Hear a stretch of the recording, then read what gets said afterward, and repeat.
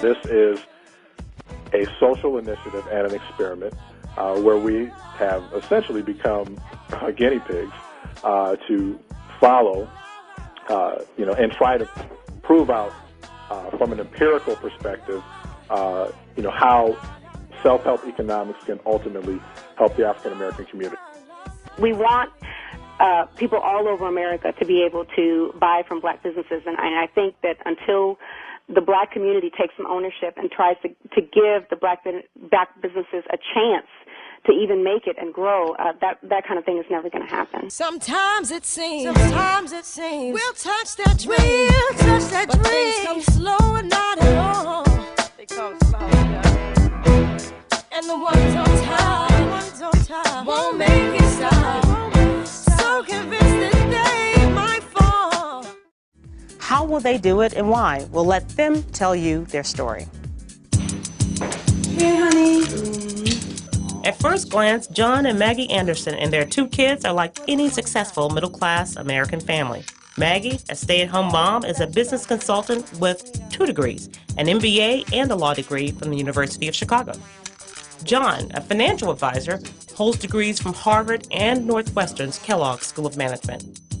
We came up with this concept probably about 4 years ago, before we had children. We were living in Hyde Park and just talking about how we can better serve our community. And we started thinking about, well, instead of talking about it all the time, why don't we do something? So we just said, you know what? Next year, we are going to only support black businesses and black professionals to start really pushing more of our money back into the black community. One Illinois couple says they want to solve what they call the crisis in the black community. They want to, as they say, buy black. The African-American couple from Oak Park travel farther than they need to in order to make purchases from black-owned businesses. Good to have you both with us. What got you doing this, guys? Well, actually, this pledge came out of a conversation that happens in a lot of African-American black middle-class households. We're talking about ways we can give back to our community. And for us, we were just very frustrated with the asymmetry between all of the awesome black talent, all of these wonderful black resources that's approaching now $1 trillion in black buying power, and what's actually reinvested in and represented in our community.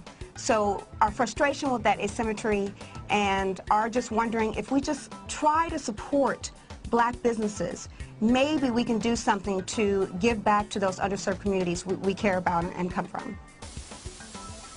A Chicago couple is conducting an economic experiment. They're trying to make all of their purchases from black-owned businesses. Here's the question, can they do it?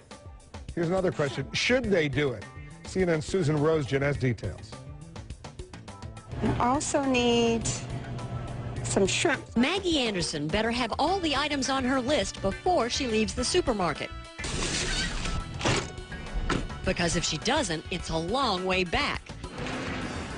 Anderson has to drive 20 minutes from her home to the only grocery where she'll shop, the one that has a black owner. She'll also drive out of her way to eat at a black-owned restaurant, get clothes cleaned at a black-owned dry cleaners, and keep her money in a black-owned bank. You know what, Maggie and her husband John have made a public pledge to try to buy only from black-owned businesses for 1 year. They call it the Empowerment Experiment, empowering black communities by supporting their businesses. Critics call it an experiment in racism. We're not advocating that anybody make purchases along racial lines. Okay, that's not what we're advocating. What we are advocating, though, is that African Americans do have a higher sense of duty to support black businesses that are investing in the community. A bunch of farmers best in there, the grocer, and 3 months into their 1-year experiment, the Andersons admit they have not been able to buy everything they need from black-owned businesses. Not even close. The biggest monthly checks for the mortgage and utilities still go to anonymous, faceless corporations. But the goal is the same. At the end of the day, this is just about people, in the African American community getting their representative share of the American dream. How do you pitch people on this? Maggie, I'll start off with you. Well, this is about self-help economics. This is about helping our community. And we could have just done this ourselves and not made the pledge public. But we made the pledge public because, yes, we do want to inspire other like-minded, like-situated families, families who have this discussion all the time. What can we do now that we've done something with our lives?